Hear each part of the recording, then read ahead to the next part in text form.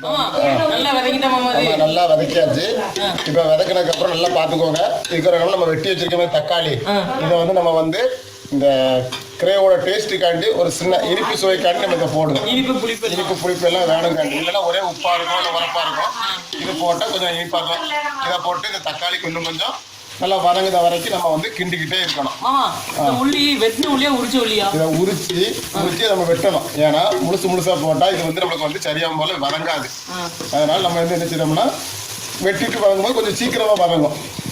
நம்ம வந்து அடுப்போட கேஸை வந்து பயன்படுத்தக்காண்டி என்னென்ன யூஸ் பண்ணீங்க? இது வந்து நம்ம வந்து சுத்தமான தேங்காய் எண்ணெய் பயன்படுத்தினா கொஞ்சம் அந்த கிரேவி வந்து கெட்டும் போகாது. கூட ஒரு நாள் வச்சு சாப்பிட்றதுக்கு பயன்படுத்தலாம். சாதாரண பாம் ஆயில் மற்ற நல்லெண்ணெய் வச்சு நீங்கள் பயன்படுத்தினீங்கன்னா இது வந்து உடனே நீங்கள் வந்து சாப்பிட்டு முடிக்கலாம். இல்லைன்னா அது வந்து கெட்டு போயிடும்.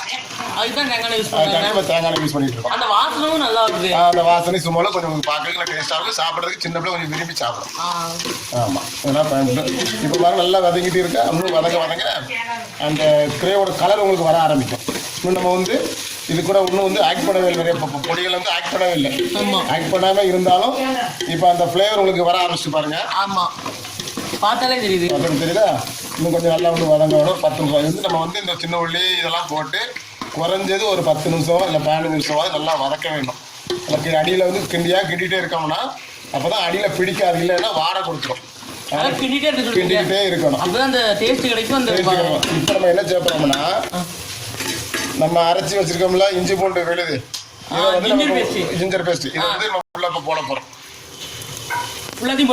ஃபுல்லாத்தையும் போட்டால் தான் அது ஒரு டேஸ்ட்டு கிடைக்கும். நம்ம வந்து இப்போ சிக்கன் வந்து சூடு அப்படின்னு சொல்லுவாங்க. வாயு பிடிக்காம இருக்காடி இதை போட்டோம்னா கொஞ்சம் இது நம்ம வந்து குறைஞ்ச ஒரு 10 நிமிஷமாவது இதை நம்ம கிண்டிக்கிட்டு இந்த பச்சை வாடை வந்து போகணும். அந்த பச்சை வாடை போகிற வரைக்கும் நம்ம அதை வந்து கிண்டிக்கிட்டே இருக்கணும். கிண்டும் போது நம்மளுக்கு ஒரு தனி ஒரு ஃப்ளேவர் கிடைக்கும். அந்த கலரும் மாறும்.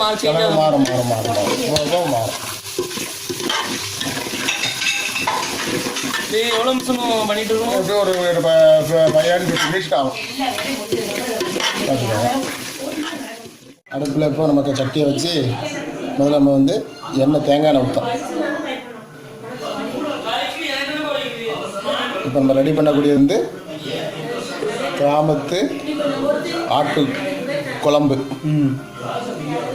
எண்ணெயை நல்லா சூடு ஏற்றிக்கிடுவோம்.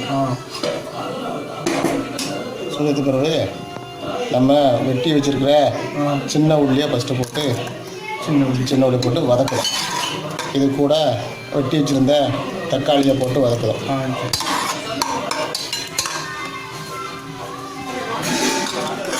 இது கூட நம்ம பெருஞ்சீரகம், பட்டை, ஏலக்காய் இதெல்லாம் போட்டு ரெடி பண்ணுற மசாலா போட்டு அரைக்கும். ஏலக்காய், பட்டை, கிராம்பு பெருஞ்சீரகம் அதை போட்டு மிக்ஸ் பண்ணுவோம். அரைச்சி இதில் ஒரு சில கிராம் போட்டு தான் வதக்கணும். பட்டை போட்டு இதெல்லாம் போட்டு வதக்கணும்.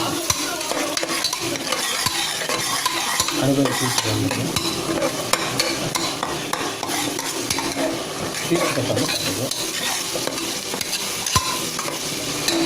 5 நிமிஷம் இது வந்து நல்லா வதங்கணும். வதங்கின பிறகு நல்லா என்ன செய்யப்படுறோம்னா இது கூட நம்ம அரைச்சி வச்சுருக்க இஞ்சி பூண்டு பேஸ்ட்டை இஞ்சி பூண்டு பேஸ்ட்டை இதை போட்டு நம்ம கூட வதங்க வைக்க போகிறோம்.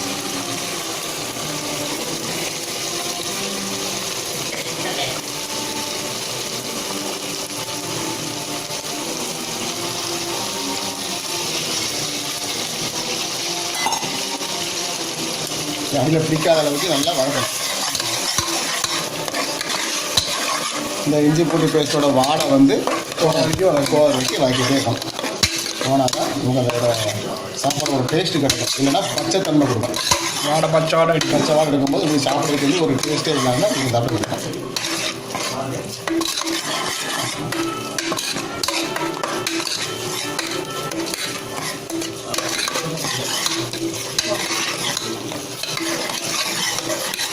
பச்சை வாடை போகிறதுக்கு எப்படி பார்த்தாலும் ஒரு 5 நிமிஷம் ஆகும். 5 நிமிஷம் அது வரைக்கும் வதக்கிட்டே இருக்கும்போது நம்மளுக்கு அந்த கலர் மாற்றங்கள் தெரியும். வாடையும் அடிக்கும். அந்த வாடை சும்பல் வந்து தெரிஞ்சிடும். பச்சை சும்பல் போகிற வாடை வந்து தெரிஞ்சிடும். குக்கரில் தான் வைக்கணுமோ? இது குக்கர் வைக்கலாம், இல்லை கடாயிலையும் வைக்கலாம். வந்து கறி வந்து நல்லா வேக கறி நம்ம குக்கரில் ரெடி பண்ணி வச்சுக்கோம். டக்குன்னு வேகிறது சிக்கன் ரெடி ஆகுது நம்ம அதை ரெடி பண்ணிக்கணும். நம்ம கொஞ்சம் அந்த லேட்டாக எண்ணெய் வர பண்ணிட்டே இருக்கோம். இந்த எண்ணெய் தெரியுதா உங்களுக்கு? கலரே ஒரு மாற்றம் வரும். கலரே மாறும். அப்படியே பிடிக்காத இருக்கிறதுக்கு இப்படி நம்ம கிண்டிக்கிட்டே இருக்கணும். நம்ம வந்து போட்ட எல்லா பேஸ்ட்டு எல்லாமே போட்டு வதக்கிடலாம். இப்போ நல்லா வதங்கிட்டு இப்போ நம்ம வதங்க அப்புறம் என்ன செய்யப்படுறோம்னா அடுத்து கொஞ்சம் நம்ம வந்து நெருப்பை குறைச்சி வச்சுக்கிட்டு நம்ம இப்போ அந்த கழுவி வச்சுருக்கோம்ல மட்டன், இந்த மட்டன் அது கூட மஞ்சத்தூள் கொஞ்சம் உப்பு எல்லாம் போட்டு கழுவி வச்சுருக்கோம். இப்போ இதை நம்ம என்ன செய்யணும்னா இந்த ரெடி பண்ண ஒரு பேஸ்ட்டு கூட நம்ம வந்து இப்போ ஆட் பண்ண போகிறோம்.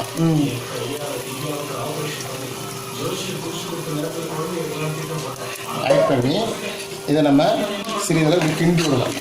ஏன்னா வந்து அந்த மசாலா வந்து இந்த மட்டனோட ஊறணும். ஊறலாடி நம்ம கிண்டி விடும்போது கொஞ்சம் லேசாக அடுப்பை தீயை கூட்டி கொடுத்தோம். பர்னர் கூட்டி வச்சுட்டு பண்ணுதோம். இதுக்கு நம்ம தேவையான அளவுக்கு கொஞ்சம் நம்ம வந்து தண்ணியை ஊற்றி கொடுத்தோம். ஏன்னா இது கட்டியாக இருக்கும். தண்ணியை ஊற்றினோம்னா கொஞ்சம் இலக்காவும் நல்லாயிருக்கும். இதை நம்ம இப்படி பண்ணி நல்லா இது பண்ணும்போது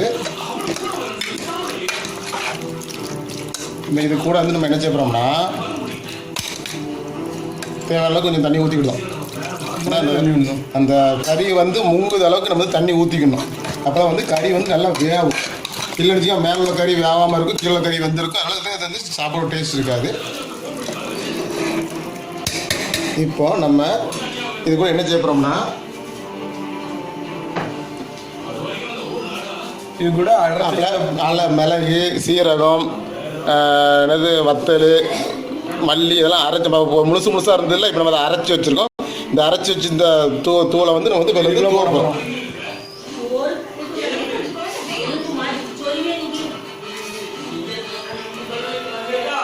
இதில் ஃபுல்லாக பண்ணாங்களா அப்படி எல்லாத்தையும் போடணும். இப்போ இதை கிண்டணும். ஓகே, இது நமக்கு தேவையான அளவுக்கு கொஞ்சம் தண்ணியை ஊற்றிக்கிடுதோம். ஊற்றிக்கிட்டு மறுபடியும் இது எல்லாத்தையும் நம்ம வந்து மிக்ஸ் பண்ணணும்.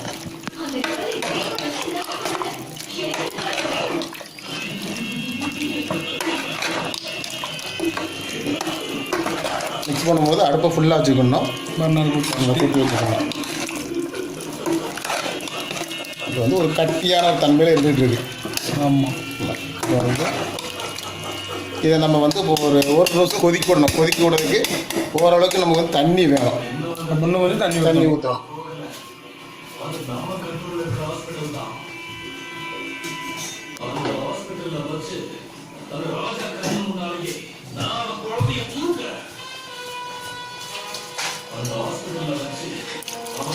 தண்ணி விடும்போது இப்போ வந்து நம்ம வந்து நல்லா பாருங்கள்.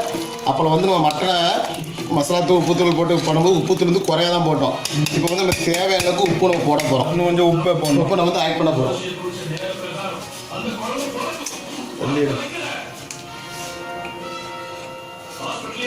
அப்புறம் உப்பு நம்ம கொஞ்சம் போட்டதுனால இப்போ நம்ம வந்து இப்போ அளவாக தேவையான அளவுக்கு போட்டு நல்லா கிளறி விடுதோம், கிண்டி விடுதோம்.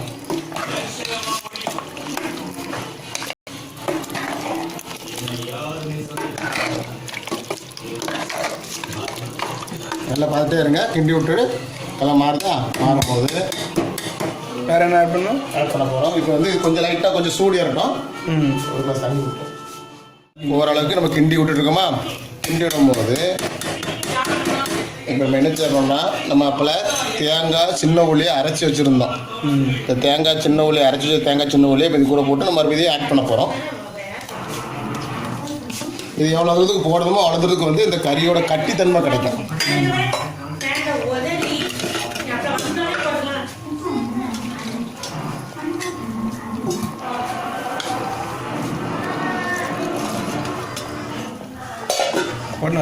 நல்லா கிண்டும் போது இந்த கிராமத்து ஆட்டுக்கறி குழம்பு வந்து ஒரு கட்டித்தன்மை கொடுக்கும். இல்லைன்னா ஒரு இலக்கமாக தண்ணியமாக இருக்கும். இதுனா நம்ம வந்து ஹோட்டலில் வந்து புரோட்டாவோ சப்பாத்தியோ வாங்கி அது கூட நம்ம இதை பயன்படுத்திக்கலாம்.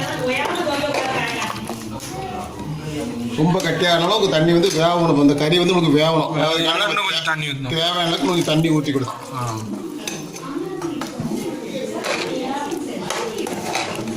இப்போ நம்ம எல்லாம் ரெடி பண்ணி வச்சுருக்கோம். ஒரு 10 நிமிஷம் நம்ம இதை வேக விட்டு ஒரு 2 விசிலில் விட்டோம்னா நம்மளுக்கு சுவையான ஆட்டுக்கோழி குழம்பு கிடைக்கும்.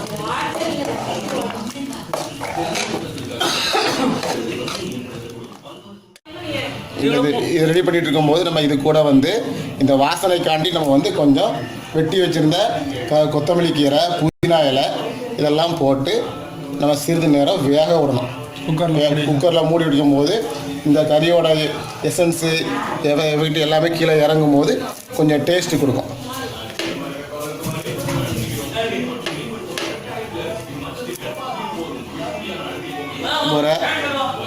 ஒரு அரை மணி நேரம் கழித்து நம்ம என்ன செய்தோம்னா ஒரு 10 நிமிஷம் நம்ம மூடி வச்ச உடனே இதோட எஃபெக்ட்டு நமக்கு கரெக்டாக இருக்கும். ஒரு 10 நிமிஷம் கழித்து பார்ப்போம். ஒரு இடைவெளிக்கு அப்புறம் 10 நிமிஷம் ஆனதுக்கப்புறம் இப்போ நம்ம வந்து கேஸை ஓப்பன் பண்ணி பார்க்க போகிறோம். கறி எந்த கண்டிஷனில் இருக்குது குழம்புங்கிறது பார்க்க போகிறோம். இதுதான் நம்ம கிராமத்து ஆட்டுக்கறி குழம்பு.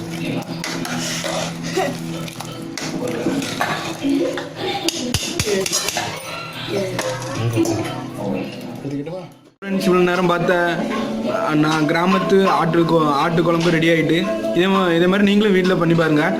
பிடிச்சா லைக் பண்ணுங்கள், சப்ஸ்கிரைப் பண்ணுங்கள், கமெண்ட் பண்ணுங்கள். தேங்க்யூ ஃபார் வாட்சிங்.